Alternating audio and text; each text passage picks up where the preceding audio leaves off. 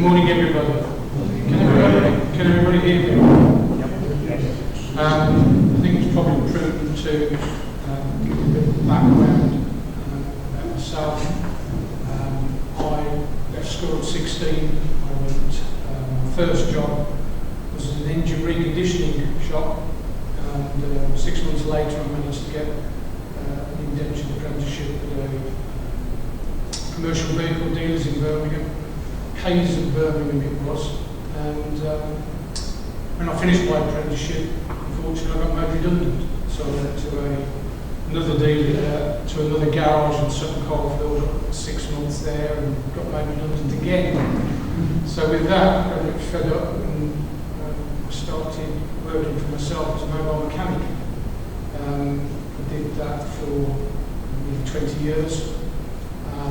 Well, I thought, can't spend every winter 16 lying on my back, taking gearboxes out on the side of the road.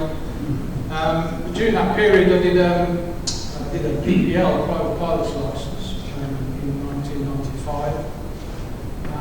After which I thought, you know, when will I could do the commercial pilot's license? So I did. I did the commercial pilot's license. I did that. I flew for 2 years and I got bored of it.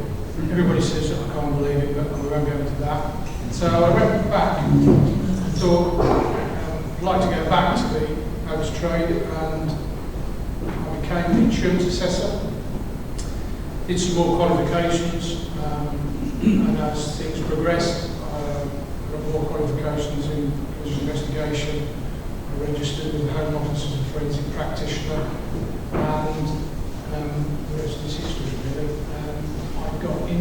I started off in fraud. My main bread and butter is doing fraudulent insurance claims, fraudulent accidents. I do that for insurance company solicitors and sometimes the police. These jobs I did here, the Death in the Desert, was a bit of a one-off job. You don't get many of them, but it was quite an interesting case, and I think when I accepted the job, whether we were actually going to find what the cause of the accident was. It's been a long time since I've done this presentation, so I'm going to have to refer to some of my notes. So I was approached by a company in Cambridge to assist in carrying out this investigation, which was a fatal road accident which occurred in Egypt. Instructions came from a French intermediary company who carry out investigations all over the world, and it was run by an ex-Interpol policeman. The clients, I think Derek's already said, were the families of 2 deceased Lebanese businessmen who were unhappy with the investigation that was carried out by the Egyptian authorities, police. I'm not so sure they've got any collision investigators out there. The 2 deceased were 2 wealthy businessmen who were on the way to El Alamein to a shooting trip on the Mediterranean coast.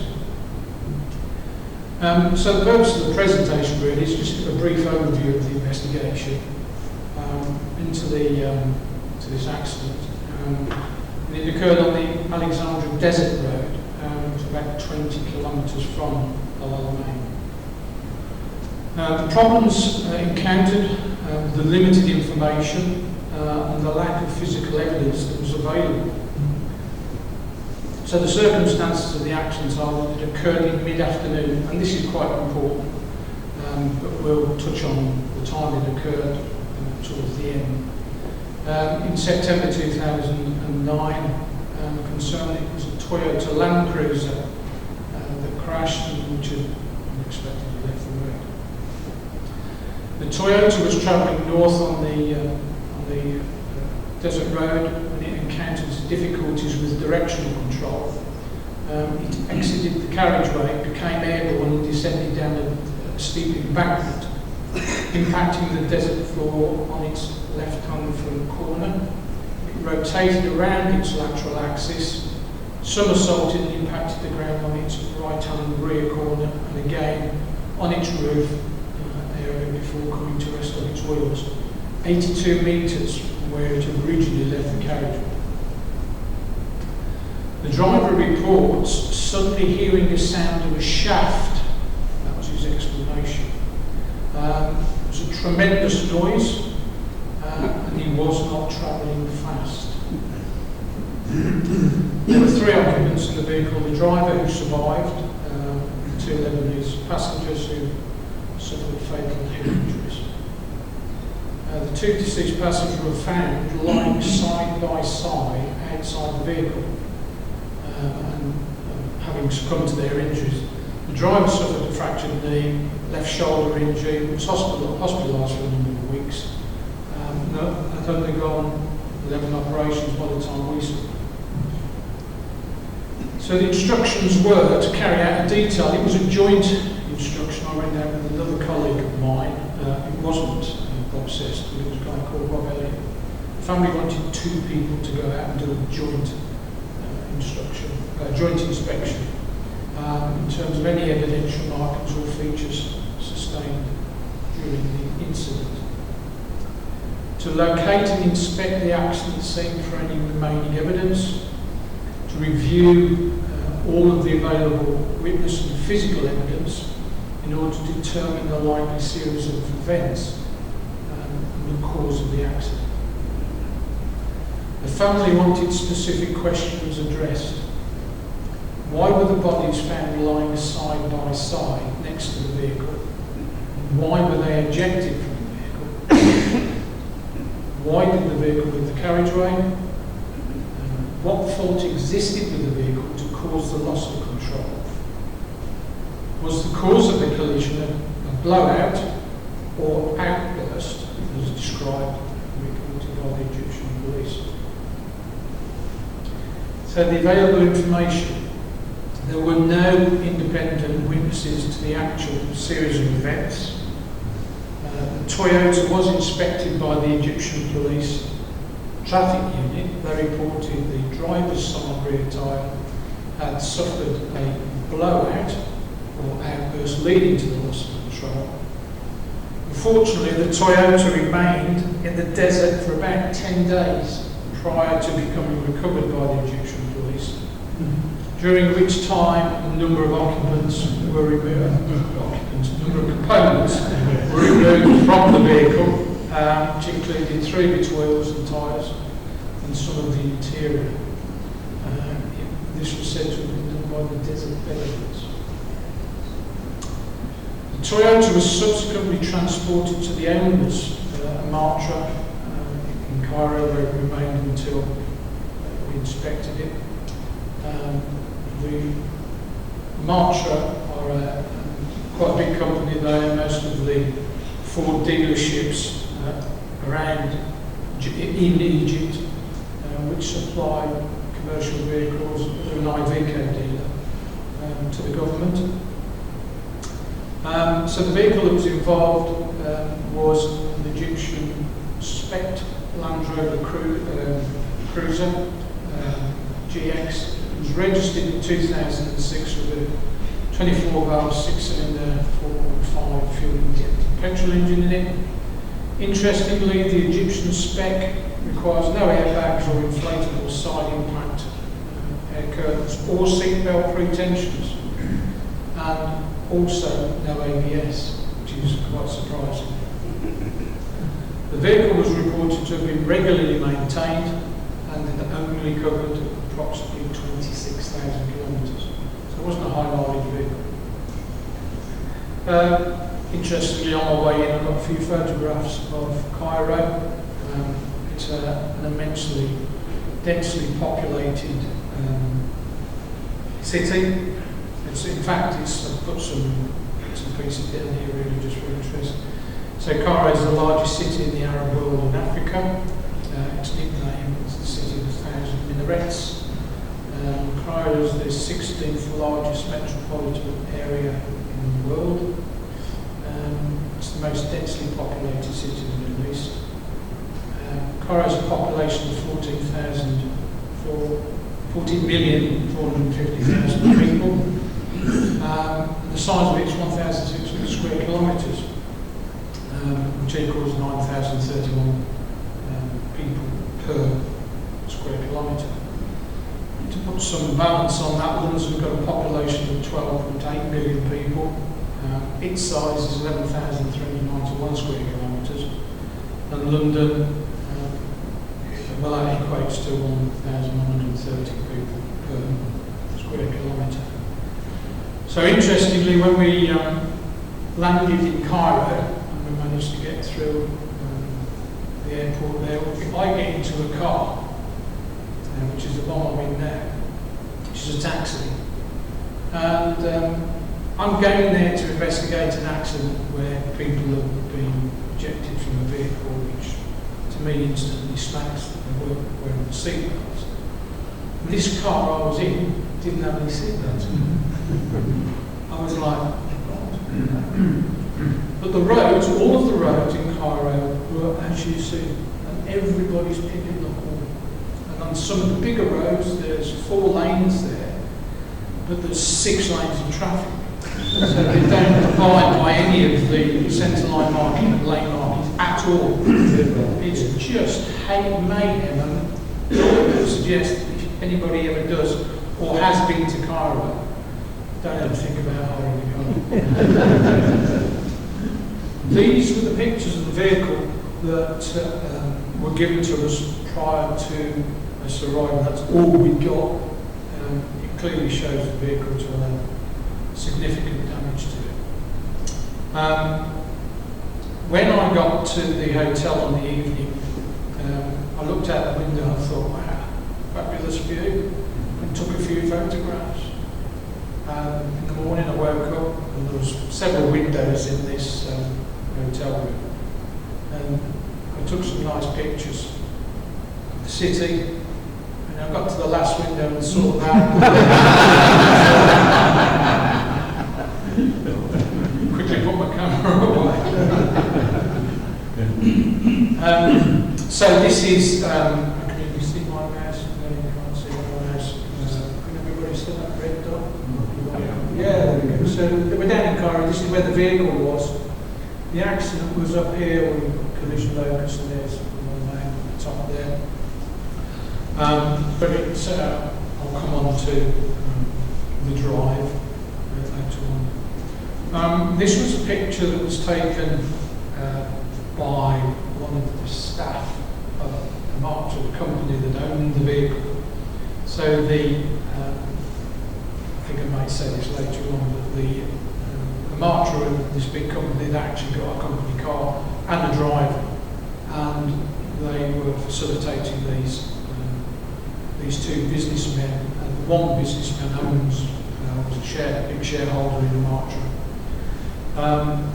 He actually went out to the scene of the collision on the night. I'll come into that in a bit. But this was the vehicle at the scene of the collision, and you can actually see that it's actually got 2 wheels. We can actually see it's got 2 wheels on it. But interestingly, that back wheel there, that back tyre, has Carthage rim. This is the vehicle in the secure police compound. After it's been recovered from the desert, as you can see, missing minus its wheels. You can see the significant damage to the vehicle. The vehicle was then moved to this company in Martra, which was the dealership, who were very helpful. So we managed to get the vehicle on axle stands, and I took a series of pictures around this vehicle. Interestingly, this particular series of pictures is, I didn't use the flash. It was brilliant sunshine at this particular location, and it was about 40 degrees. And I took these pictures and I had a look at them, and I thought, you know, I'm going to put my flash on and see if it makes much of a difference. And there you go. See the difference? You would have thought with the flash in those temperatures, how in that particular light it made such a difference. So it lit up all of the cavities that you can see there. That's quite an interesting picture because you can see the front cross member there chassis member, which is bolted to the chassis leg ends, is deformed and distorted. But beyond that, you can see the air conditioning condenser. Can you see there how it's all curved up as a result of compression? The vehicle had sustained a significant impact to this, what we would know as an offside front corner, but it's actually the left-hand front corner of the vehicle. Significant damage to the bonnet, the wing and the structure. The wheel station has been ripped out. That unfortunately wasn't recovered from the desert, so we didn't get to see that. You can see that the chassis is compressed because the offside front door is misaligned with the door aperture, and even the camp rail at the top there, just here, is all distorted as well. Moving around the vehicle when it had somersaulted, it had an impact on the left-hand front corner, and then it went back down onto its offside rear corner, and then rolled onto its roof. Again, looking at this picture, you can see that the rear axle has been displaced in a rear to front direction. Wheel arch itself is distorted. And interestingly, the impact took the outer door skin off the frame.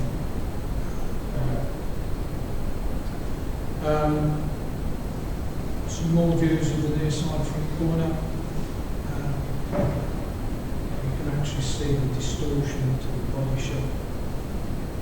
Managed to get a pair of ladders. Stood on some ladders to get a picture of the top.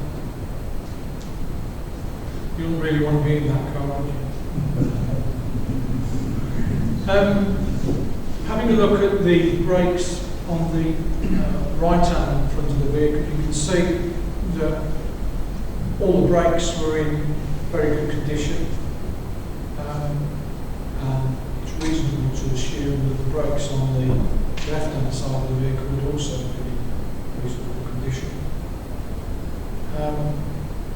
This picture shows that the track rod end has been parted from its socket, the bottom socket. When you had a close look at these, there was no evidence that they were in poor condition. They looked in poor condition. The socket was okay, and to me that was consistent. I mean, you've still got the locking nut and split pin at the top there. There was no reason for me to think that this had caused or contributed to the collision.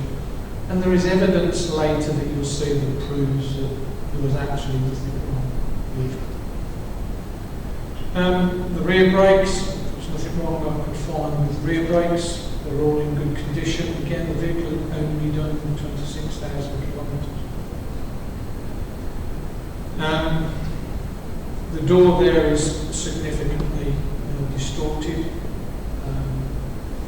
can see that the axle, again, another view from a slightly different perspective, the axle is displaced here, gaps. Interestingly, there's some interesting marks on the chassis member, the chassis back there, and we'll come on to that in a bit. That's the longitude looking from the front to the back of the wheel, the back axle there. The longitudinal stabilising bar is bent completely, so again it's consistent with an impact to the wheel in a rear to front, or essentially in the rear to front direction. So this is the left-hand front area of the chassis. Again, significant damage to the chassis. And you can see this was displaced downwards, consistent with some forward motion of the vehicle as it goes and descends and impacts with the desert floor. You can see the next picture there that the lower suspension arms obviously dug into desert floor. ripped the shock absorber apart.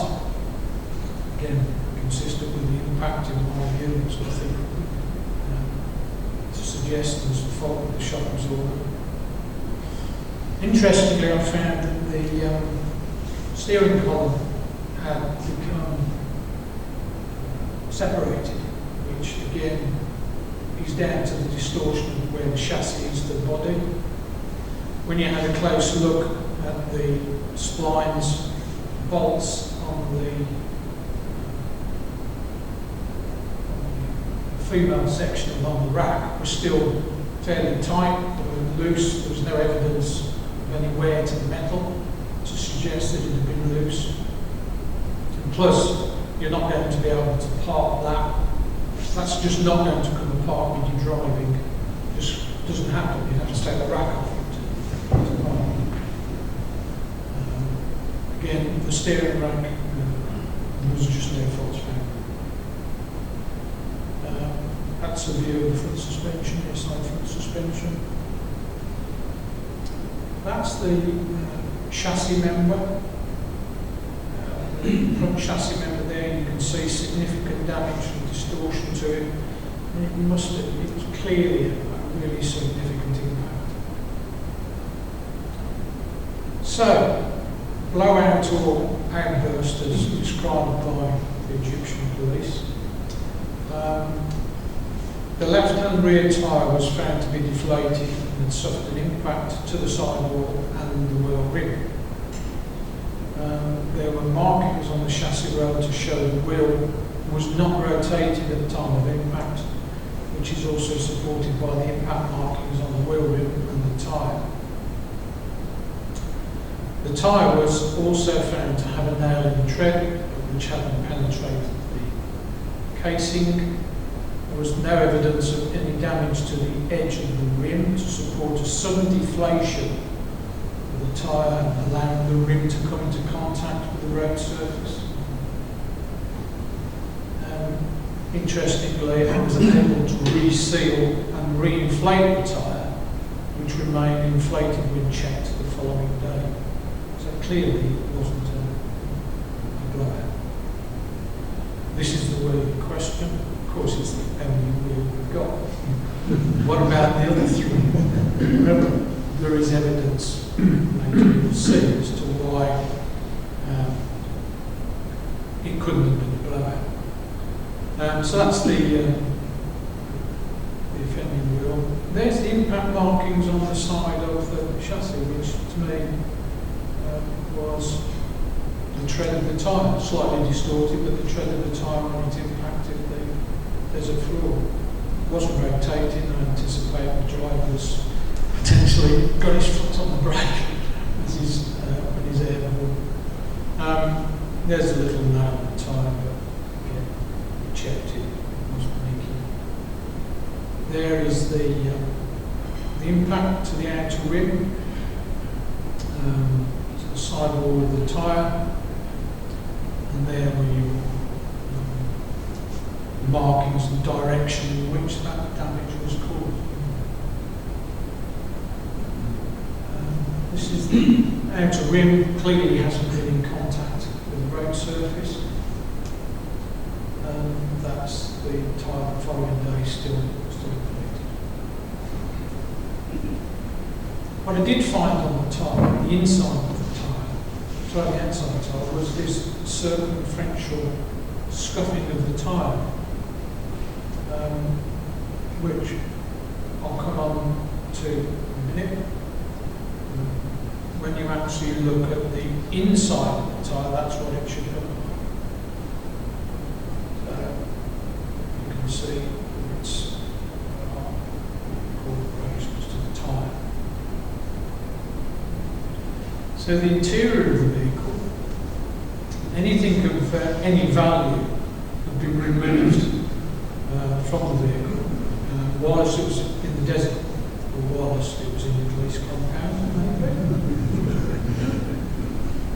One passenger was seated in the front, and the other was said to be seen have been seated behind the driver. There was good evidence to show that the driver had been wearing his seatbelt. There was no evidence to show that the two passengers were wearing theirs. The passenger seatbelts were all found to be locked in their parked position due to the deformation of the seatbelt reels and fixings.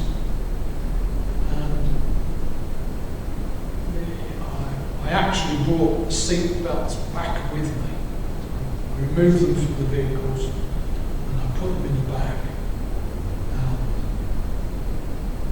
When we were on our way out of the airport, I was quizzed as to why I got these seat belts. Interestingly, the guy from Interpol says that when we went into the country, we asked why you were coming into the country. For God's sake, he said, don't tell him you're coming to investigate anything. Tell him you're just coming to visit. So, of course, when I got these seatbelts, it was, why have you got these seatbelts? So I had to explain why I got the seatbelts, and fortunately, it never went any further. So that was, it's not the greatest of places to go to. You don't like other people getting involved. This is the interior of the vehicle. You can see they've had the steering wheel off, they've had what might have been not necessarily the infotainment system, but they've had the radio and the centre console there. They've even had the knob off the top of the gear stick. As you can see, it's covered in sand from the desert. This is the driver's seat belt.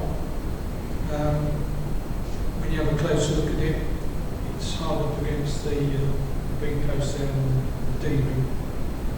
When you have a closer look at it, the webbing has got friction marks on there which are wholly consistent with somebody wearing them in a reasonably heavy impact.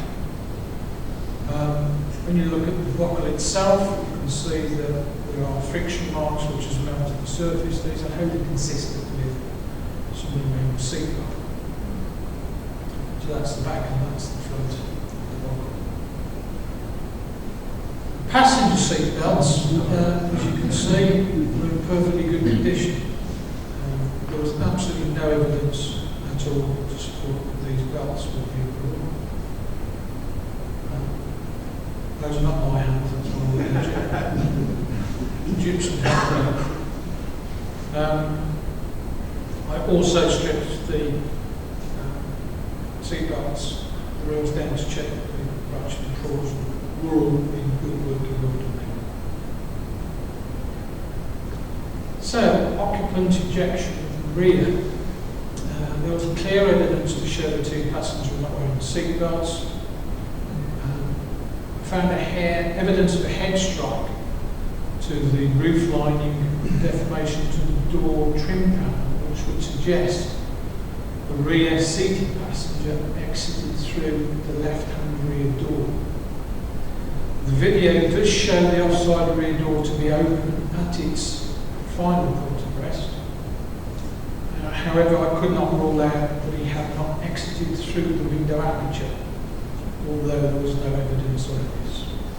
I tend to find that when people have done a number of collisions where people have gone through the tailgate, where the vehicle was rotating, perhaps gone into a tree at high speed, and they've gone through the tailgate, you tend to find that there's evidence on the aperture, either blood, body fluids, hair, or even distortion of the frame.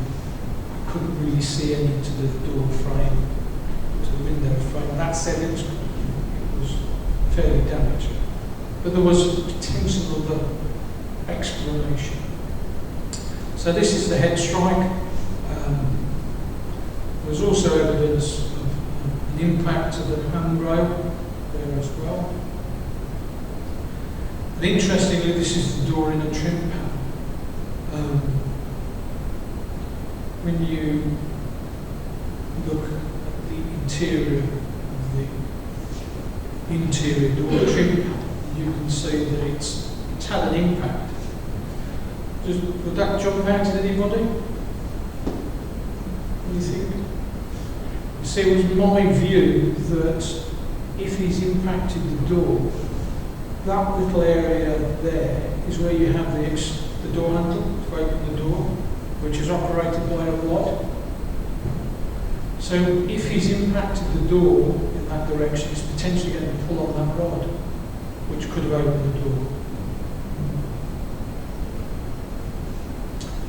And that was it's a frame from a video that shows that the two doors broke. So it's a possibility. The fact remains that he was ejected from the vehicle. Occupant ejection from the front. In my view, there was sufficient evidence to show that the front seated passenger was ejected through the front screen. There was an impact deformation to the grab handle situated on the A post.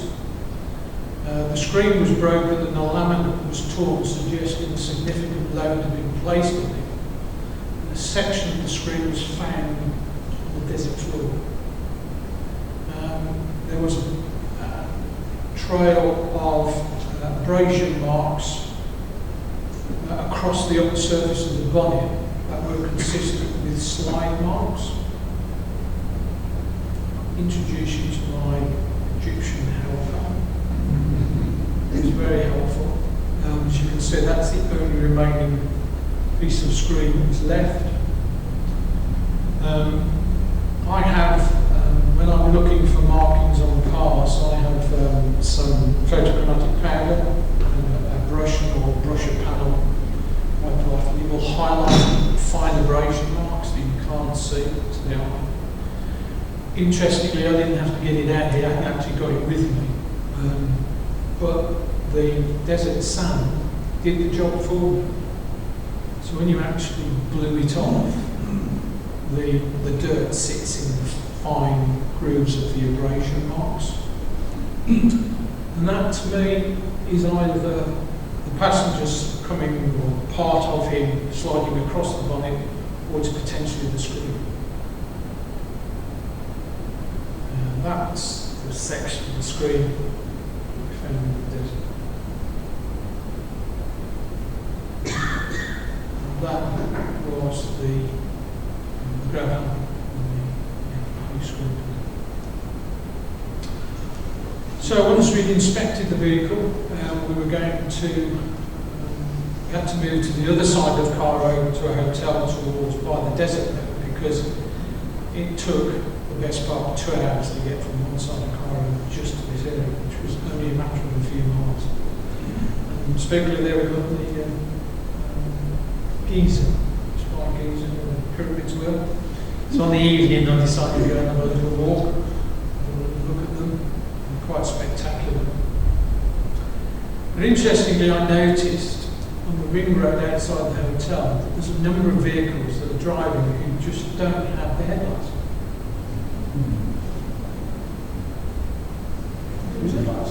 Which it was just bizarre, I couldn't understand it. Then I went back into the hotel and said, so many people. Oh, no, they don't put the headlights on because it wears the bulbs out.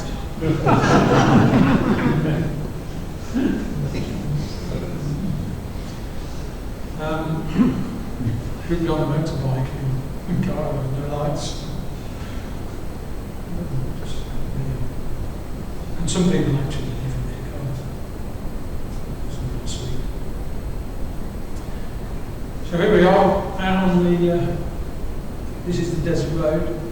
The shot we've got of it, you can actually see there's a central reservation. The northbound, which you can see on the far left of the picture, is the southbound carriageway. I think I already mentioned this. The Marchers, the company, originally owned by the driver was an employee. The family of one of the deceased owned the Marcher Holdings and numerous other companies around the Middle East. Fortuitously, the MD of the Marcher, Mr. Khalid, attended the scene on the night of the collision. and obtain video footage of the position and nature of certain tyre marks evident on the road surface, where the vehicle came to rest, which proved to be the best evidence of evidence. Now, I've got some videos here. I'll quickly run through them. You know, I won't sort of do too much commentary on them, but hopefully they'll work.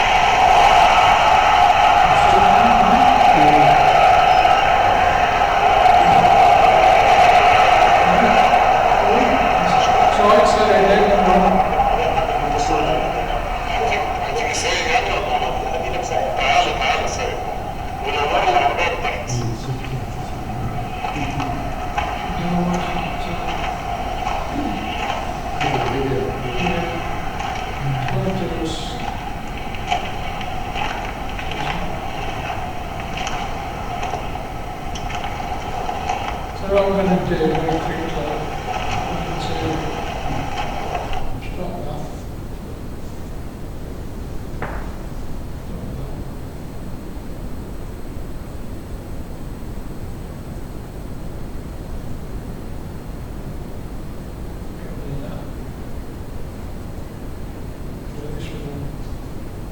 See it now.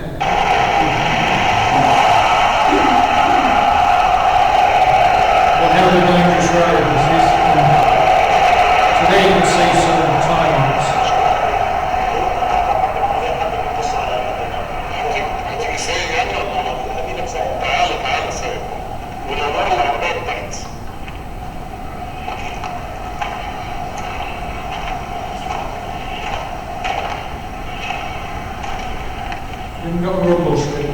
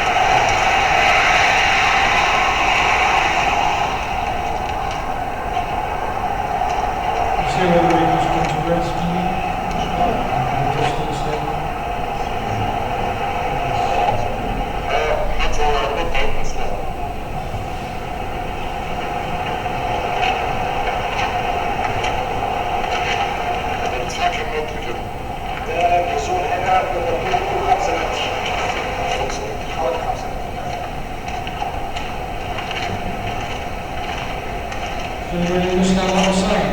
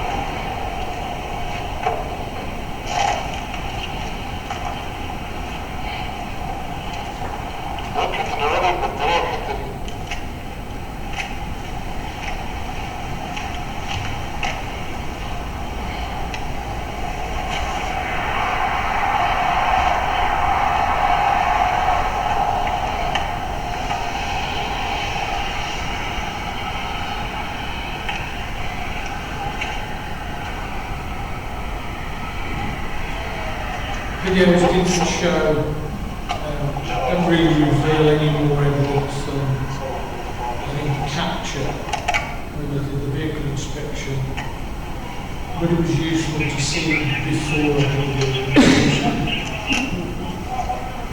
And there's the wheel station on the left-hand side.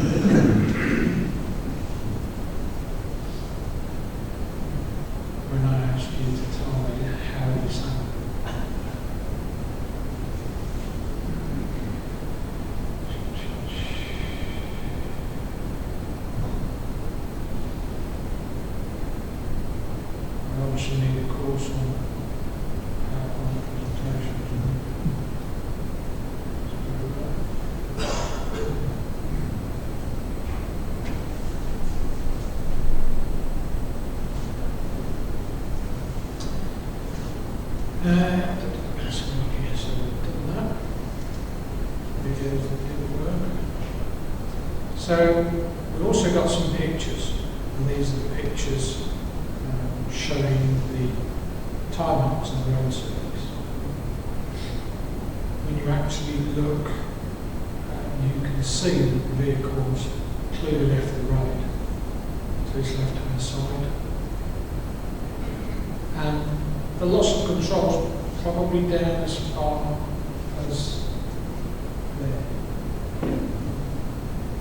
So it started some distance away before it actually got back onto the road. What side of the road do they drive on in Newton? On the right.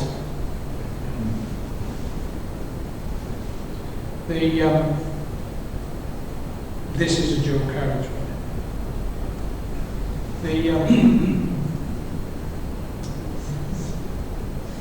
When you have a close look at these tyre marks, you can actually see here, these marks are striated. And this one here.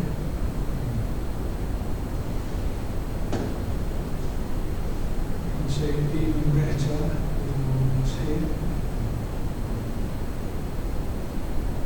So actually looking, when you look up here, there's more tyre marks. I'm sure there's somebody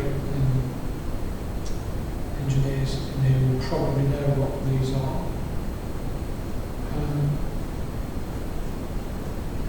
This one looks like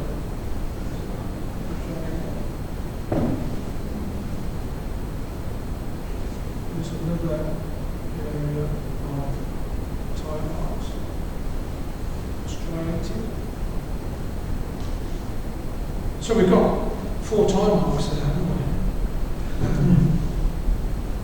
And when you place which vehicle, which tyre equates to which part of the vehicle, you can actually see that the vehicle's yawing. So what do these tyre marks say? One thing they do say is that the vehicle didn't have a blowout. Because if it had had a blowout, then you'd have scalloping marks. So it says to me there was actually nothing wrong with the tyres.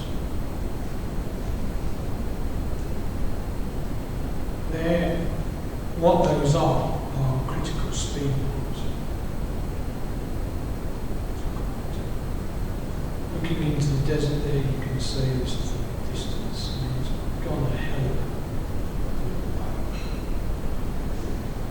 of a representative from the march commissioned a survey of the location of the incident using calibrated electronic survey scale plans and road layout were produced for analysis, which was like heaven, you know, to get that sort of information. The survey showed that the Toyota to have come to rest 90 degrees to the carriageway, 33 metres from the side of the road and 82 metres where it left the carriageway. Tyre marks on the road surface were measured to be 74 metres in length, and that's a diagram we were provided with. So, critical speed marks, tyre marks on the road surface, textbook critical speed marks. If a vehicle travels a circular path with its wheels both rolling and sliding, the tyres will leave characteristic curved and striated scuff marks on the road surface. The vehicle is then said to be in critical speed. If the radius of the curved striated scuff marks, critical speed marks, and the coefficient of the friction of the road surface are known, it is possible to calculate the speed around the periphery as it is leaving those marks. However, the vehicle must not have yawed more than half of its track. The track on this particular vehicle is 1.64 metres. A minimum core length of 15 metres is used. The vehicle's centre of gravity must follow the curved path. So if that fits, if the marks fit that criteria, you can capture a speed. And you can prove that, we prove that with the diagram and the survey.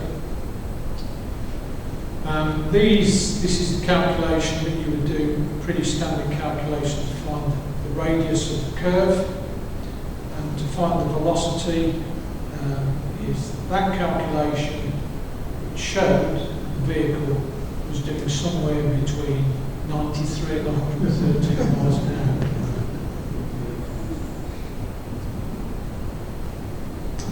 Findings. I could find nothing mechanically wrong with the vehicle that I considered could have caused or contributed to the collision. The suggestion that the left-hand rear tyre had suffered a blowout, which had led to the loss of control in my view, was just incorrect. For some reason, the vehicle's left-hand wheels left the hard surface and began to travel on the surface of the stone and sand the central median. The driver appears to have applied excessive and sudden right-hand steering input, from which he was unable to regain control. The vehicle had entered a clockwise yaw, returning to the hard surface of the carriageway at an ever-increasing rate of yaw, leading to the loss of control. There were evidential tyre marks on the road surface to show the Toyota was in critical speed. The calculations show the speed of the Toyota at the commencement of the critical speed marks to be within a range of 93 to 113 miles an hour. And the speed limit for the road was 100 kilometres an hour. Whilst using assumed values does tend to support the Toyota as being speed and not less than 90 miles an hour at the start of the tyre marks, and in all probability in excess of this. Having left the road, the Toyota descended 20 feet, impacting significantly the desert floor with the left-hand front corner of the vehicle. The vehicle then somersaulted, impacted the ground, the right-hand rear corner and the roof, at the front and rear of the vehicle. There is evidence to show that the front-seated passenger was ejected through the front screen. It is not entirely clear whether the rear passenger was ejected through the rear door or window aperture, or whether he had been removed from the vehicle. Why were the bodies of the two passengers found side by side, laid alongside the vehicle? We asked this question as to why, because the family wanted the answers, and apparently first people on the scene were the desert Bedouins. And apparently that's customary to what they do, in respect of the bodies of the people. So it was done with a logical reason to do it, but that's customary to do it apparently. So that must tell you there must be a lot of people dying in the desert. The driver's evidence. Well, the driver's evidence was that he heard a shaft noise, a loud noise, and that he wasn't travelling fast. But we know that he was travelling fast. What was the shaft noise? To me, the shaft noise was he's drifted the vehicle onto the hard shoulder. He's picked up all the stands that possibly hit the drive shaft, or the prop shaft. It's made a noise. Can you take his evidence at face value? What was the likely cause of the collision?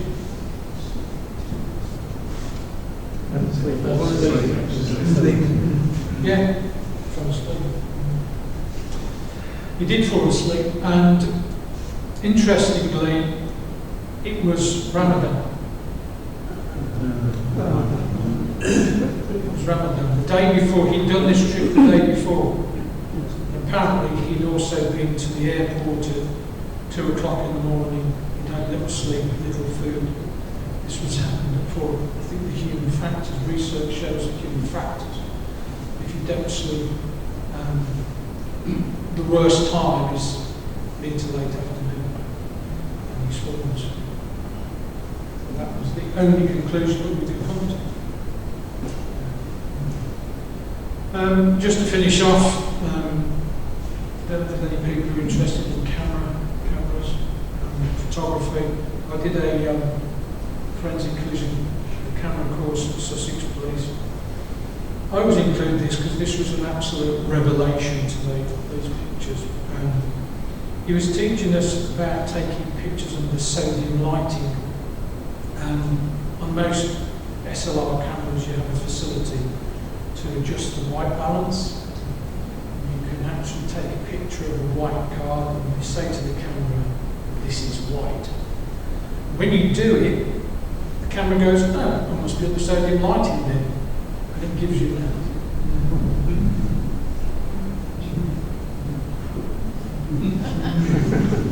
Thanks a lot. Thank you.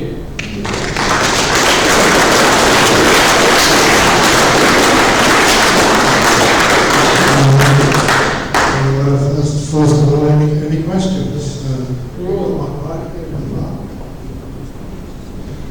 I'm confused by the skin marks. There appears to be 3-wheel tracks.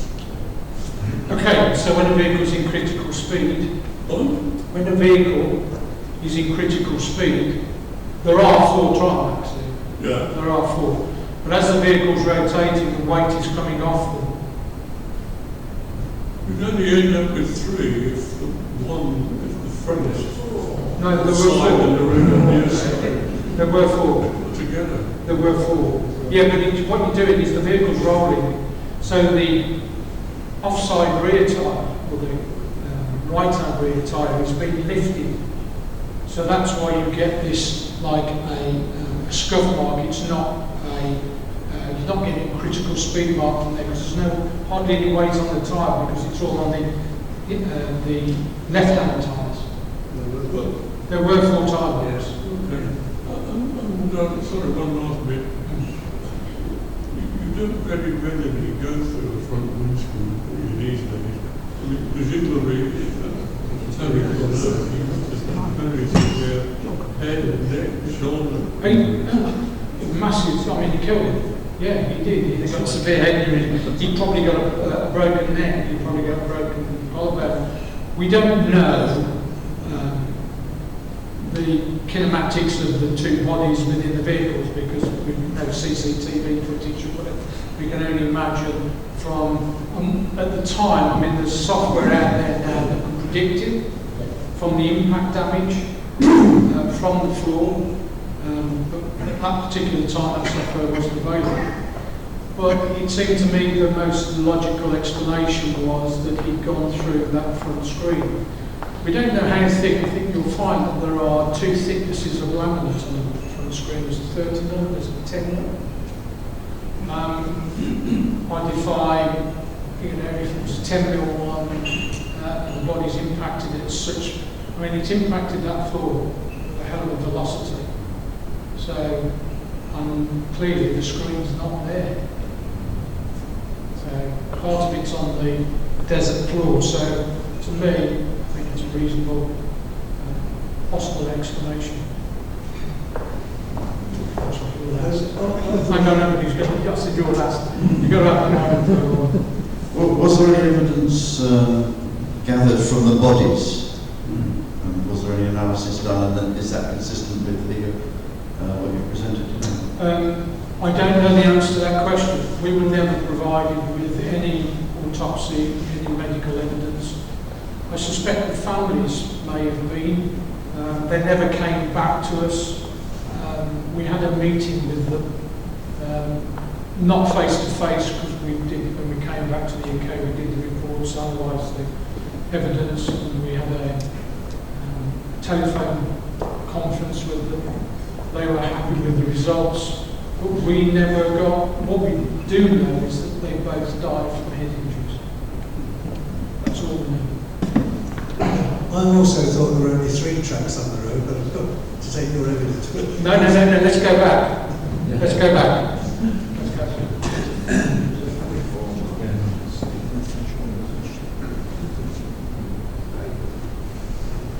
There was one photograph that did worry me, which you might be able to retrace as well. That photograph showed a wheel flat on the road with what looked like the drive shaft sticking up in the air, which was out, it's got to be from the rear axle.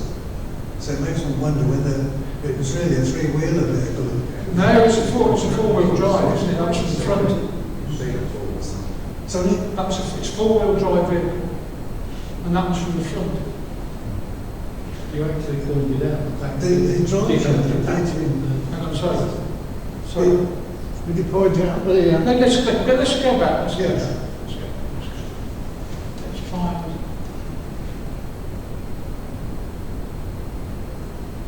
There is your 4th type. Happy?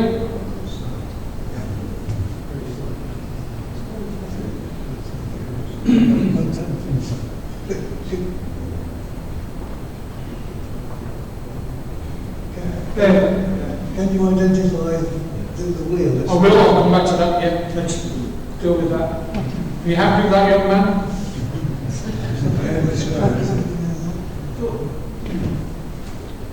Can you call those the left-hand front skid mark striated? You mean the right-hand front did it? You can see the tread sort of... You can do, because that's been dragged. That's been... Yeah. And there's hardly any weight on it, so the wheel's locked. Mm-hmm. That's the back. Yeah. Back. I'm sorry. The left-hand front. That's the right-hand front, the left-hand front. Yes.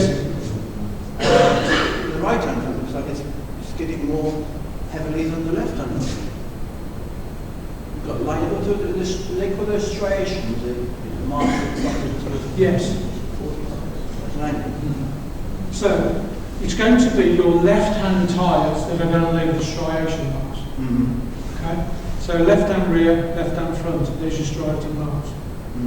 The right-hand front is skidding, and as it's doing this, there's less weight on the right-hand rear, which is why you've got not much of a... it's not leaving much of a mark on the tyre, on the road surface, on the tyre. So he's not braking at all then? He's just trying to... Unlikely. It might be, really might be. Well, it's human factors, isn't it? Because he hears this noise, and then you've got to perceive, evaluate, and react to what's going on. That's going to happen so quickly. Because he probably hasn't had the time to do that.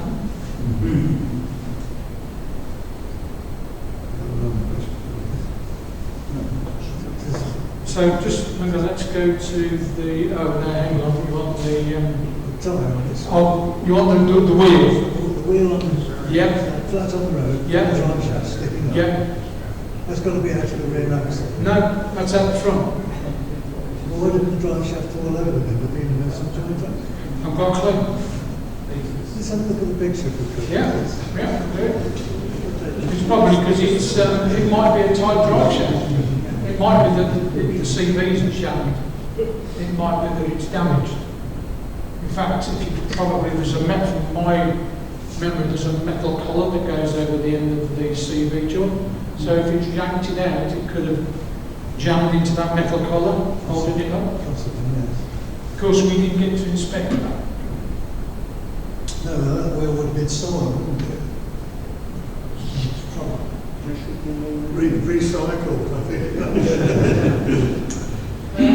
think it's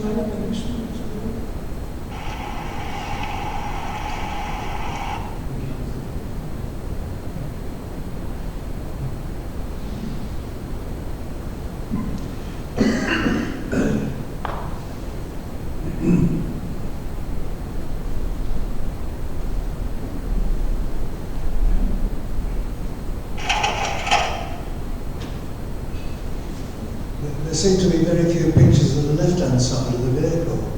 Welcome to my world. Yeah. I mean, the people that have gone out, they've captured some evidence, some pictures, some videos. I mean, without them, it would have been even more difficult. You know? But actually, when we went back, we did it in April 2010. As you know, when you get a skid mark on the road, it will wear away quite quickly. And actually, the critical speed marks, where you've got the marginal line, marginal strip on the edge of the carriageway there, those striation marks were still there. They'd gone from the carriageway, but they were actually still there, so we could actually identify them. We had to try and find the collision, the point of collision, which was really difficult because it all looks the same when you're out there. So it took us 4 hours to get out there. Can you not find the wheel picture? The wheel picture. So the wheel flat on the road. Flat on the road with the jump. I thought it was a drive shaft sticking up like a mast. well, we've not got any pictures of the vehicle on the road. We've only got pictures of the vehicle on the desert floor. Well, this would be, I don't know whether it was in the police yard or the... I'm sorry. It's happened again, hasn't it? I've got it up here, but I'm looking at it. It's because the PowerPoint, I don't know why it won't play it through the PowerPoint, so let me get rid of that.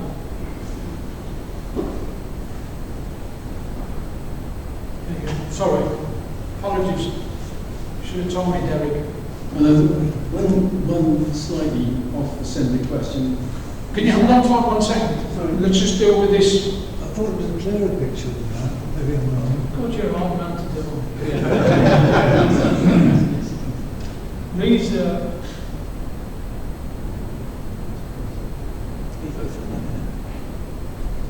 oh, there you go.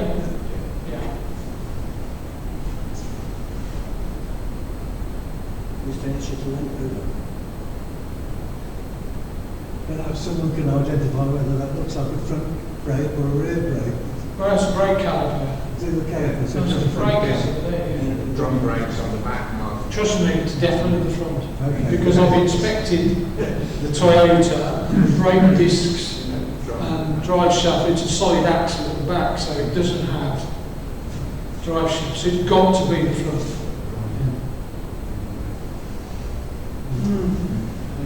Young man. Yeah, you said at some point that it was believed that Lebanese had probably stolen the tyres. Yes. I'd like to know what size tyre fits a Bedouin camel.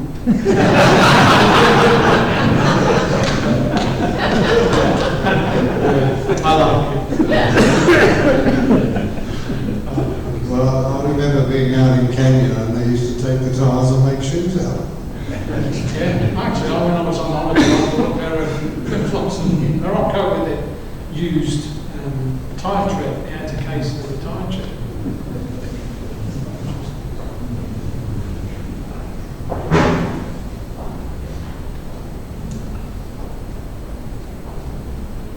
I think the answer is probably that you weren't given the information, but there was no impact, no where the impact was. Sorry, say that again. So you think the car went and hit once, Yes. twice, and rolled again? Yes. But there was no initial impact. What, evidence on the desert floor? No, there wasn't. No, the only thing that we could do, because by the time we got there, it was obviously months and months later. But even when they took the video, it was dark. And because the sound blows and moves, and you don't actually, it's not like an impact on the road surface where you've got suspension hitting the road surface or a tyre rim making contact where it becomes an impact. Where it's quite obvious that it leaves witness marks in the road. What you've got here is a sandy desert floor. So. Yeah, I don't know if I got this right, but they drive on the other side of the road compared to Britain, so why did the time mark stop on the wrong side of the road for them?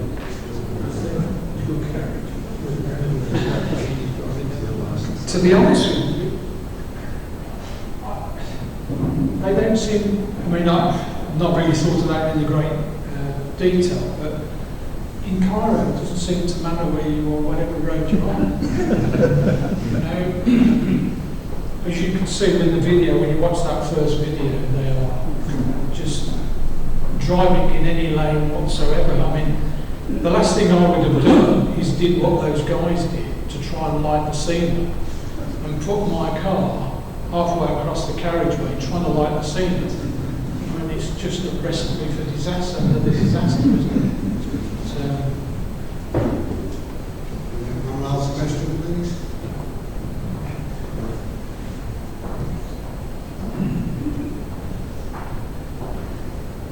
One point of information, I can vouch for the driving in Cairo because when we were in a taxi, we said, "You've just driven across red lights." She said, "Well, it's after 12 o'clock, they don't have you got his headlights on? The other thing I was going to ask is, did the police take any interest in the results? I didn't think they would, but... Shocking, really. No. But, you know, Thank it's, you. yeah, no, it's a human factors thing, isn't it? But I guess the company sat driving in it. I don't know the answer to that question, unfortunately. I suspect that he denies falling asleep. He denies falling asleep, he denies it was his fault, but I don't think somebody had actually seen him prior to him going to the airport yawning. Well, I think, thank you very much indeed, Dominic, and please show your appreciation.